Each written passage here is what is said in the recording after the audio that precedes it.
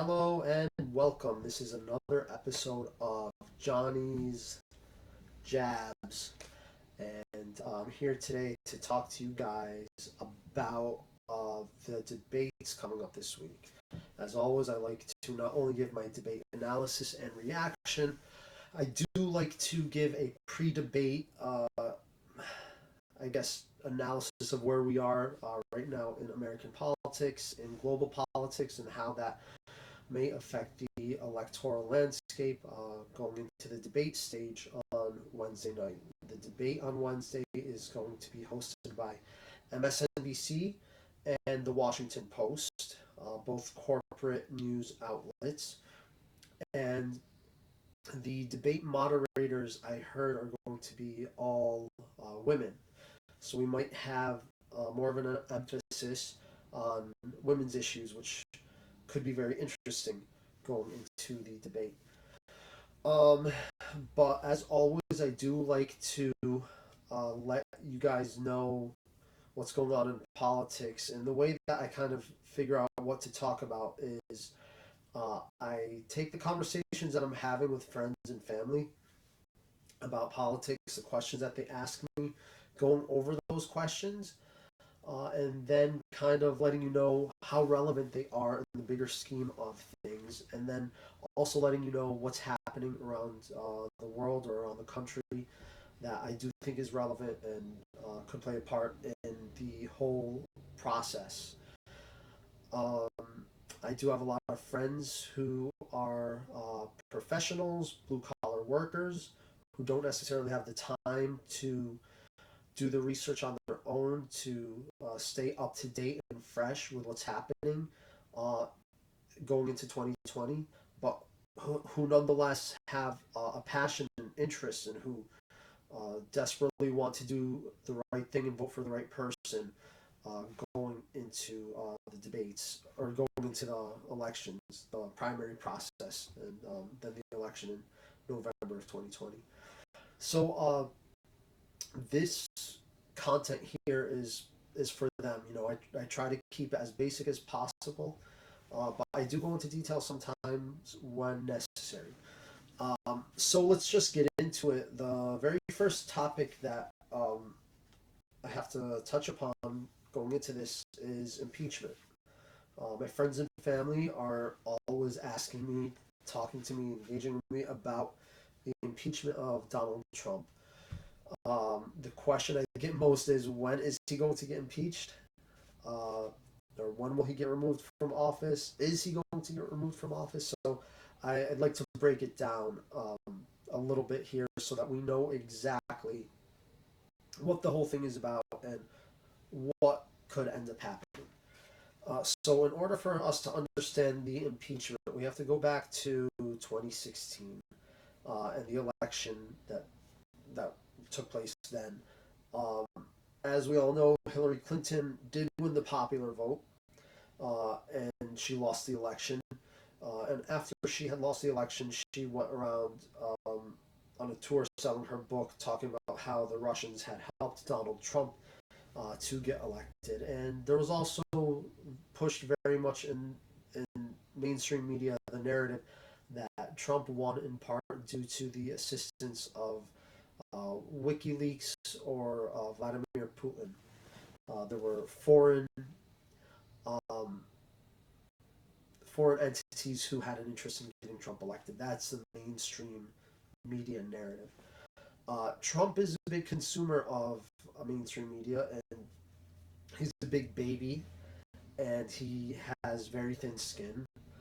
So he's been bitching for the last 3 years since he's been president about this kind of coverage, and he doesn't like when people remind him of the fact that he lost the popular vote.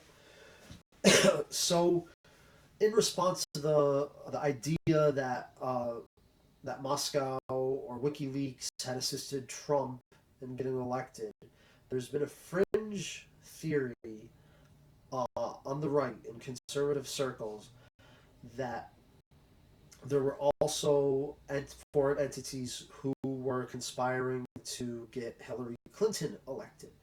And one of those theories has to do with the country Ukraine. And the theory is that while Russia had an interest in getting Trump elected, Ukraine had an interest in getting Hillary Clinton elected. So Trump is a subscriber to that theory, and because of that, he's been fishing for evidence of it. There's no clear evidence backing this theory. It's just, like I said, a fringe theory. Nothing clear of the sort to back it. But in doing so, this past year, what he did was he called the Ukrainian President Zelensky, who was newly elected, and he got on the phone with him. And on that phone call, he started talking about American politicians, namely Joe Biden, former vice president, the ties to the Ukraine, and particularly an energy company called Burisma, on which Joe Biden's son, Hunter, was a board member. Now, Hunter Biden never really had a background in energy, and it can be argued, and I would agree with this statement, that the only reason he was placed on the board and earned a salary of $50,000 a month, $600,000 a year, is because his last name is Biden, or because he had connections within the American political scene. Um, but there's no clear evidence of that, but it's always just kind of an understood thing. So with that, Donald Trump wanted to start getting some information on Joe Biden, who at the time was looking to be the front runner of the Democrats in the primary process to see who's going to take the Democratic nomination and then face Trump next year in an election bid for the White House. So he's on the phone with Zelensky, and after the phone call, apparently, someone who was listening in on the phone call, um, or had seen the transcript. I don't even know. Someone who had access to the information that was in the phone call, whether by hearing it or seeing the transcript, uh, blew the whistle, and they said that everything that Trump, not, they said that some of the things that Trump said in that phone call were completely inappropriate, unconstitutional, and that he was using his authority as president of the United States to exert influence in a very undemocratic, small d, undemocratic and unconstitutional way. So this made its way around the news in the late summer. I think early September maybe, and in reaction, the White House was kind of in a frenzy, and they're like, "Well, if we don't we don't think that phone call was bad," as Trump says.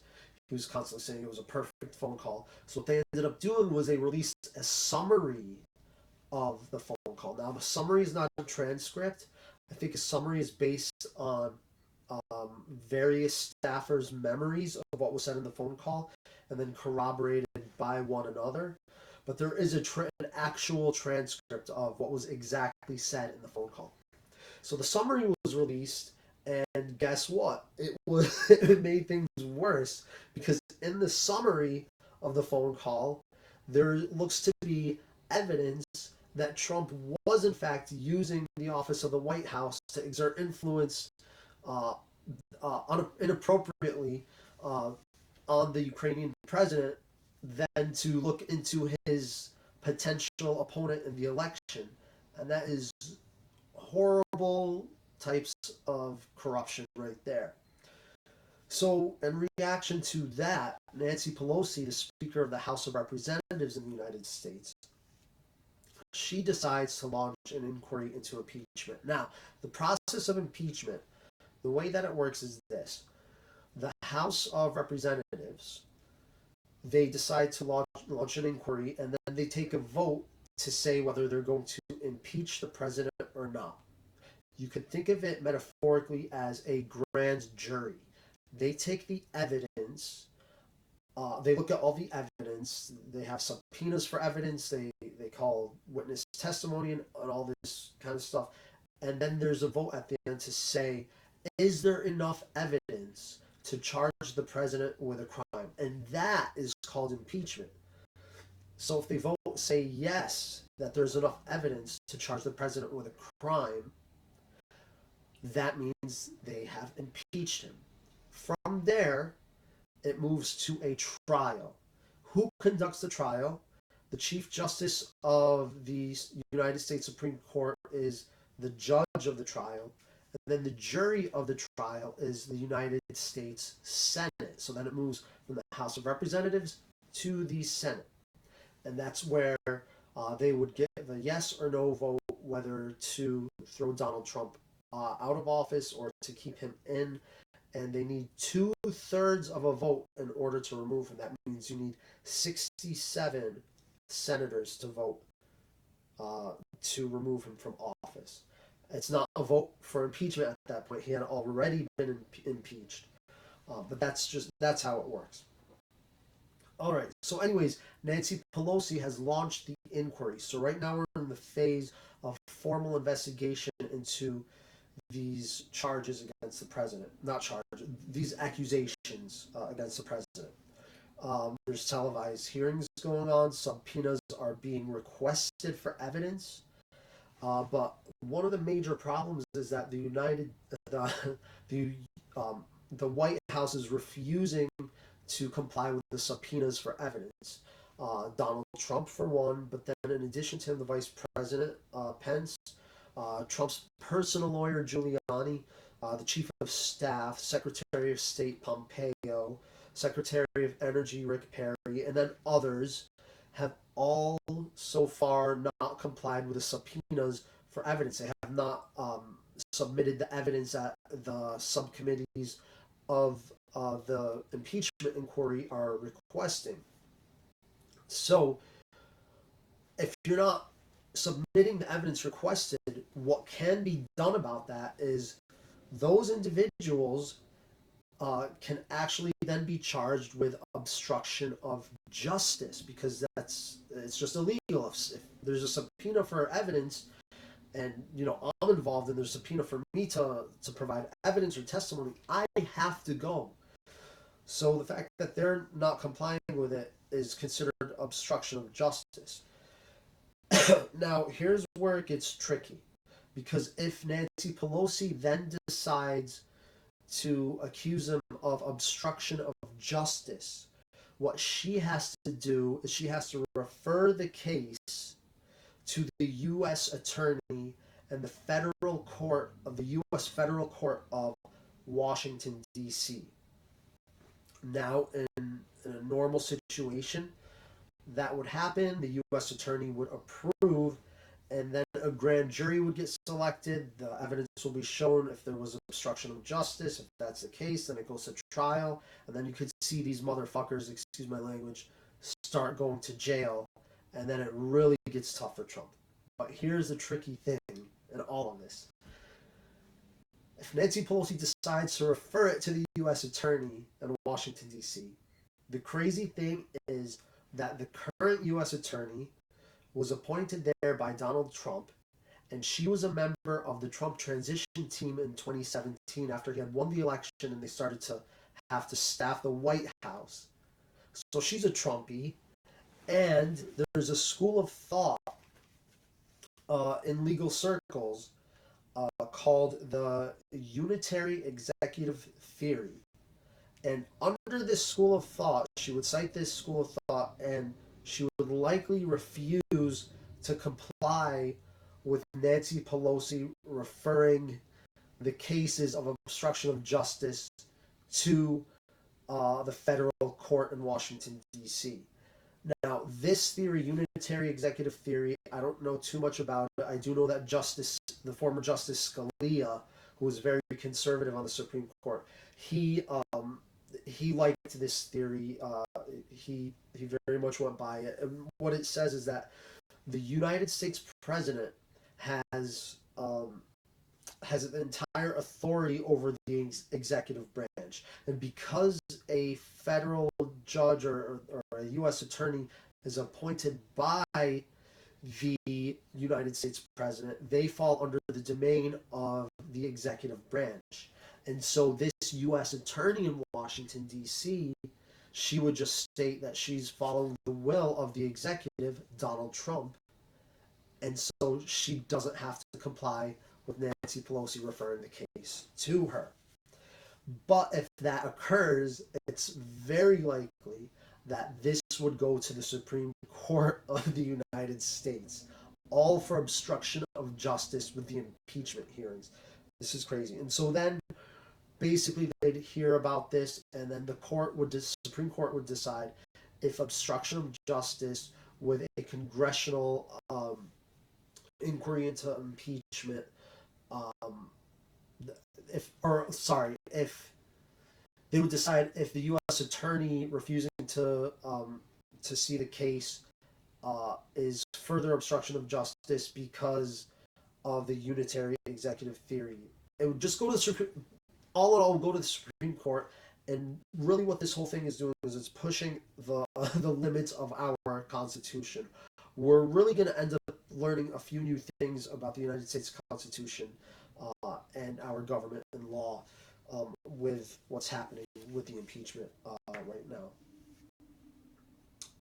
Anyways, I really don't know what's going to happen. I don't know if Nancy Pelosi will even refer those cases to her, or if she's just going to move forward and try to get the vote on impeachment and then move that into the Senate. Who really knows? The tricky thing is that, say they vote to impeach by the end of the year, and then they move it to the Senate, the senators all need to be there as jurors to look at the evidence and take a vote. And there are two leading candidates in the field for the Democratic Party who are currently running for office and who are serving in the Senate. And those are Bernie Sanders and Elizabeth Warren. Kamala Harris and Cory Booker, also senators, but their campaigns are not, they don't really have legs on their campaigns. So this might also be a way for, or there's some people who are theorizing that this is a way for the establishment Democrats to kind of stick it to Warren and Sanders, whom they don't want to get the nomination. They'd rather a moderate, I don't even like saying that word, but more of a centrist, conservative-leaning Democrat to get the nomination rather than the left-leaning Bernie Sanders or Elizabeth Warren. What do the candidates think of impeachment? That's the other question that I'm getting.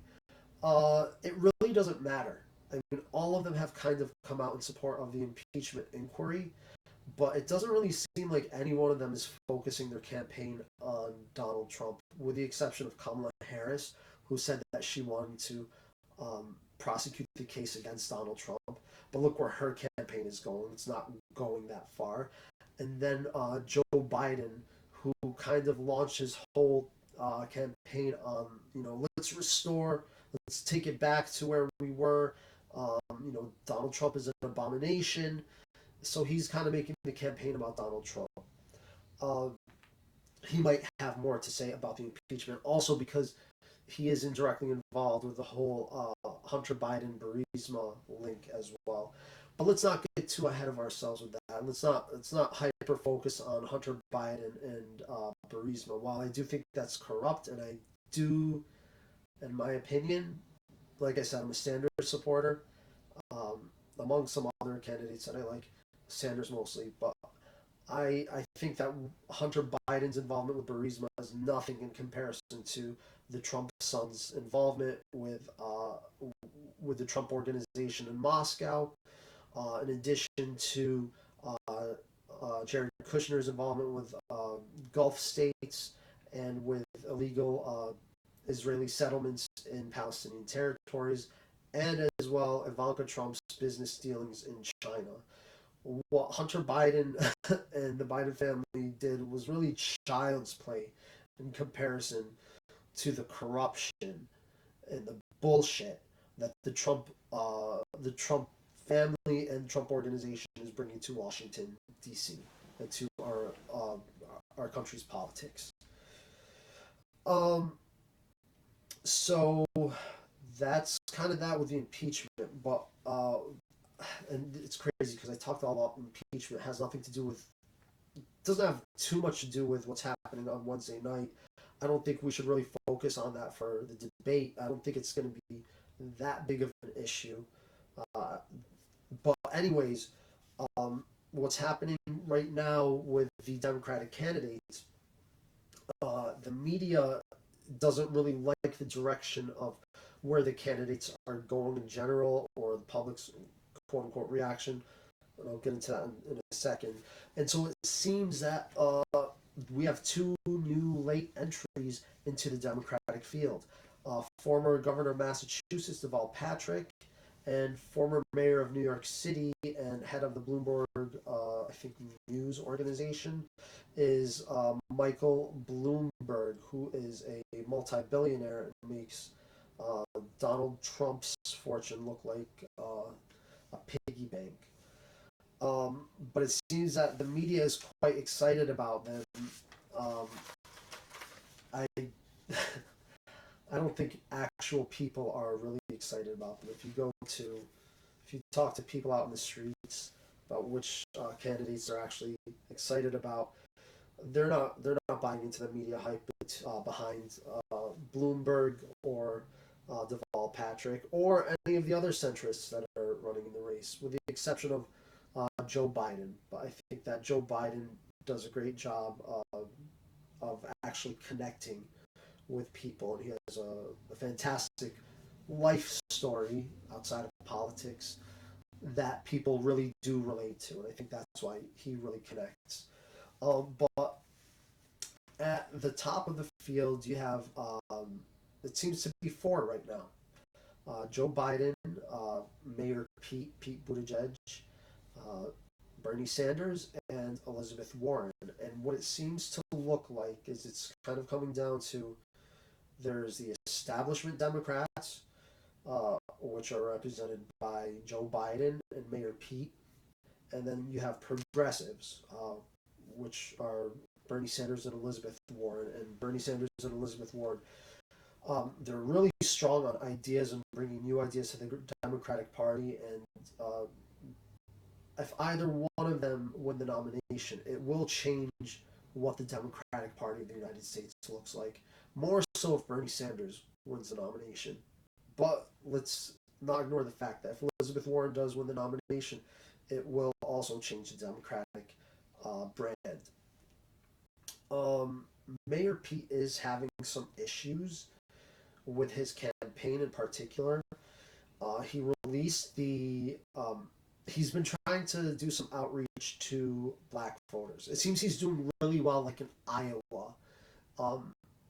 In one poll or conglomerate of a few polls, he took the lead in that state. But everyone's been criticizing him, first of all, with his past as mayor of South Bend, Indiana, and how he's not too popular with the African American community there. But I guess in response, his campaign was like, "All right, we're going to, put out some more efforts to connect to black voters." And so what they did was that they said that they endorsed the Douglas Plan. I don't know what the Douglas Plan was exactly, but it's just, I guess it's a set of ideas that I guess addresses maybe economic disparities between Black America and white America. And so I'm not sure exactly, but what he ended up doing with this Douglas Plan was he was saying, "Hey, this is the plan that we're putting forward, the Douglas Plan." And so he lobbied prominent African Americans in South Carolina to endorse that plan. And so I guess, I don't know whether he emailed or he reached out by phone, and well, he got the response um, from the South Carolinians about the plan and endorsing the actual plan, the Douglas Plan.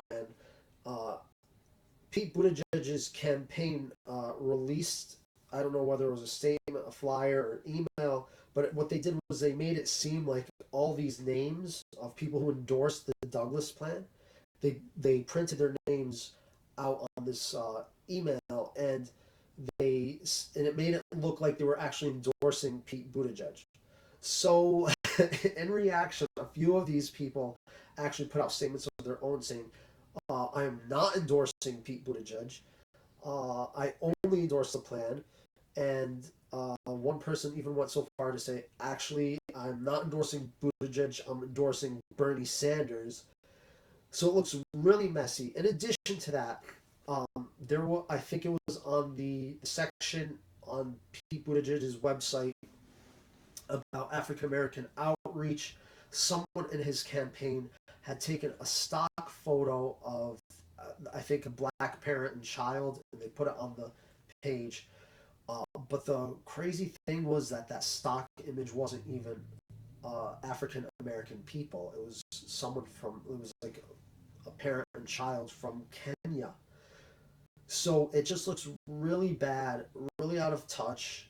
Um, it looks very desperate on his part, and it shows that there is really a disconnect between Mayor Pete's campaign and black voters.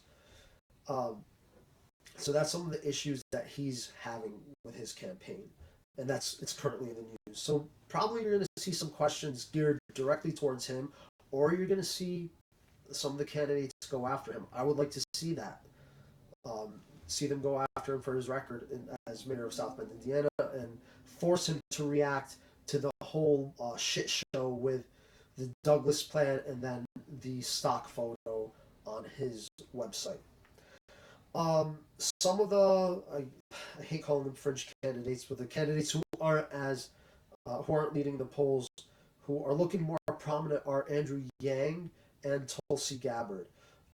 Andrew Yang really, he's had a few media appearances as of late, and he's really been a leader on tech, talking about like, these large tech companies like Facebook and Amazon, and giving ideas how to incorporate them into a fair American economy. And he really is doing a great job of framing the issue. One of his solutions, and I love this from the Yang campaign, is him saying if like all members of Facebook should be receiving a dividend because Facebook is mining our data. We should have primary ownership of that data, not Facebook. So we should be receiving a dividend from Facebook, from Amazon, from all these huge tech companies that are using our data to make billions of dollars.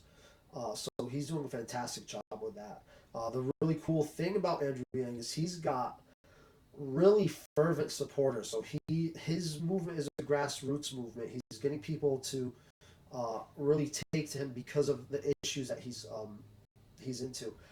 Um, his I don't he definitely I'm 99% confident he won't do a third party run. I think that I don't think his campaign is gonna. I don't think it's gonna win any states. I think after a certain point he's gonna pull out, and I think the majority of his supporters are then going to support Bernie Sanders.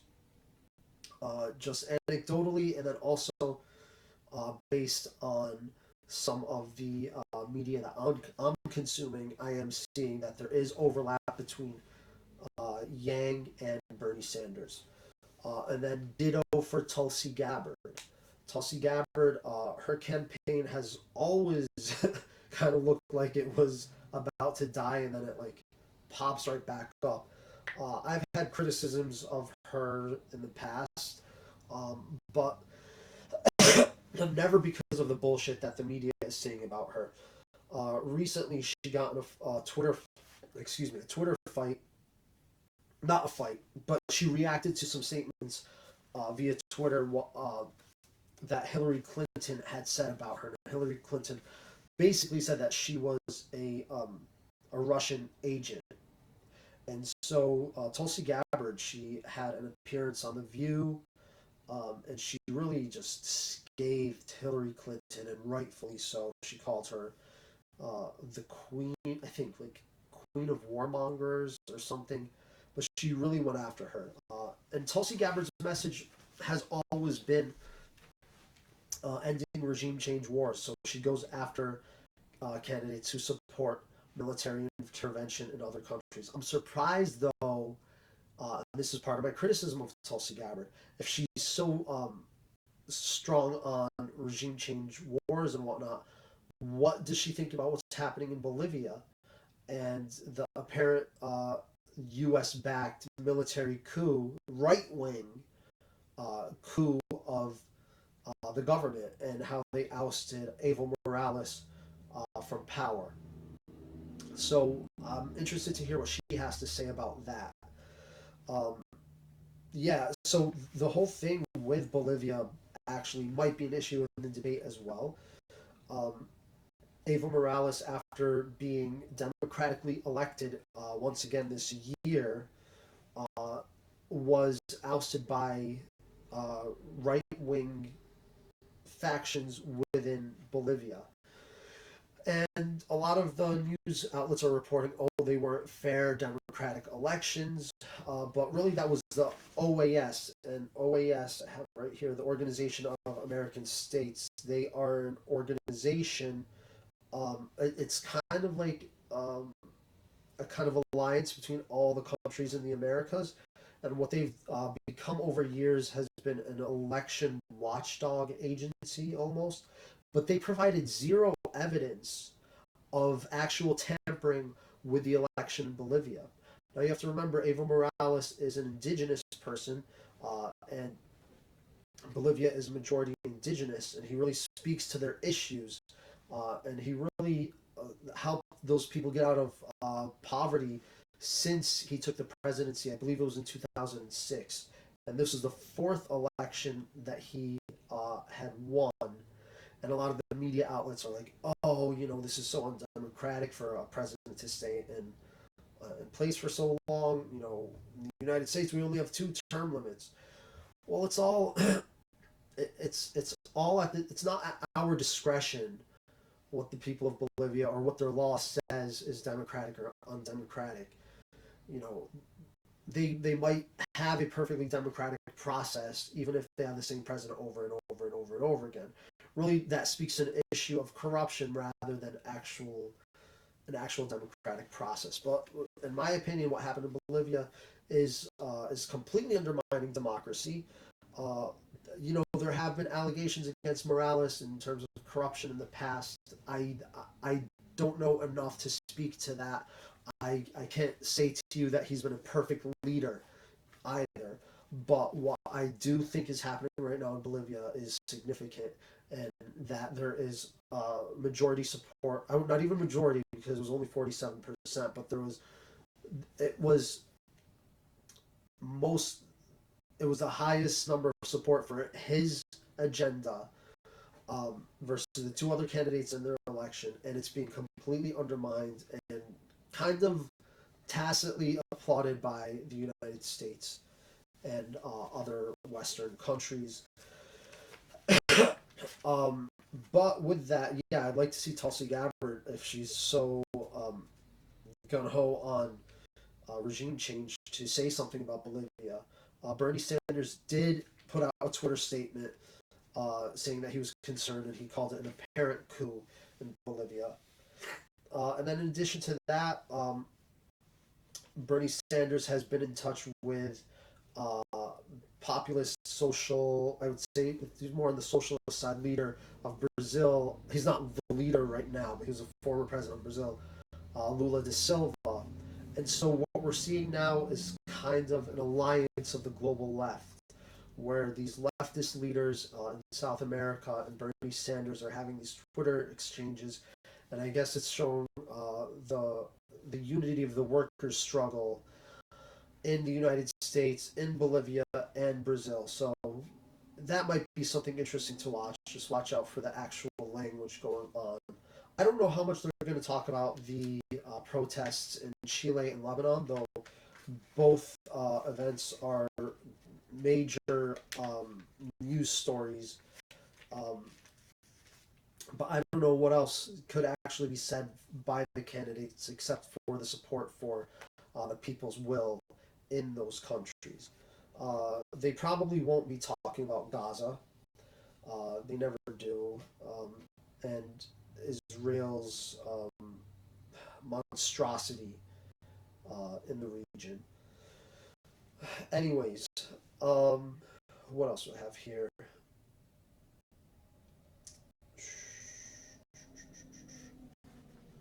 Yeah, I seen that. That's about it, actually. I guess in terms of the very last things that I have here are looking at the trends in the recent weeks for uh, whichever candidates. It seems that there have been gains in recent weeks for Bernie Sanders and Pete Buttigieg. Pete Buttigieg is leading in Iowa. He's not really doing. He's not like first, second, or third in any other states. He seems to be below the top three in all other states, and nationally he's polling I think at like 7%. So while in Iowa he's someone to look out for because if he wins Iowa, that's a big boost to his campaign. Who knows how much he could surge after that? Um, but uh, yeah, we don't know. We really don't know. That's one person to watch going forward. Bernie Sanders, like I said, he also had a boost in his campaign since his heart attack, and then he's really ramped up his campaign, and he's got Alexandria Ocasio Cortez out on the campaign trail with him, and she's been of tremendous help, I think, as well as Representatives Ilhan Omar and Rashida Tlaib. They've both endorsed him with great fervor. Um, Tulsi Gabbard has seen a little bit of a boost. Thank you to Hillary Clinton. And the more that you resist against these candidates like Tulsi Gabbard, Andrew Yang, Bernie Sanders, even, the more they're going to rise. And Elizabeth Warren, too. The more you resist against her, the more she will rise. Their brand is being anti establishment. So the more the establishment rails against them, the better they do. So bring the criticism on. I kind of like all of those, the four that I just mentioned. But we have seen a dip a little bit for Warren. I do think that maybe some of Buttigieg's support is eating at hers. Not necessarily because they fill the same political lane. I think they fulfill the same cultural lane where you have, you know, uh, white, I guess what they call the white managerial class uh, kind of having the support for Warren and someone like Buttigieg. Um, these are I don't know college professors. I don't know what other types of jobs, but very white elitist types that really support both of their campaigns. They're kind of eating at each other. There's been a bit of a dip for Joe Biden as well, whereas Joe Biden was the clear front runner in the past. He's now he's in there interchangeable with Bernie Sanders and Elizabeth Warren, and we've seen a dip for Kamala Harris. I don't think her campaign is going to last much longer. Um, I say, I mean, she did get a unique endorsement, I think, from United Farm Workers or something like that. I don't know exactly what the union was called, but it was interesting. But I don't think she has any traction going forward. So, anyways, that's my take on what's happening right now. Hopefully, you are more informed to watch the debate on Wednesday night. I will be watching, and I'll be reacting right away. So give me a like, share this video, comments, whatever it is. Engage with me on social media, Instagram and Twitter, at Johnny Jabbour, JohnnyJabbour. Thank you for watching, and I will see you in a few days. Take care.